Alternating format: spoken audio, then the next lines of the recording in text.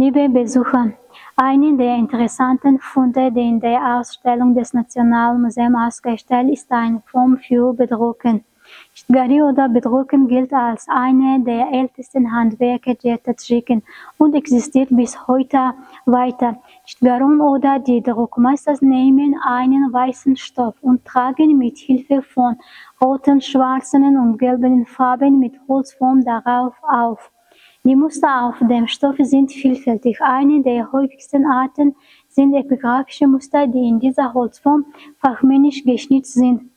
Epigraphische Muster haben üblich literarische Werke großer Autoren oder pädagogischen Inhalt. In dieser Holzform ist eine Zeile des großen Dichters der klassischen Persisch und Tadschikisch Literatur Arthur Nishopuri ausgeschnitzt, die so klingt: هر کی مهمان رو بر روی تو زدید از خدا الطافی بیاندازدید.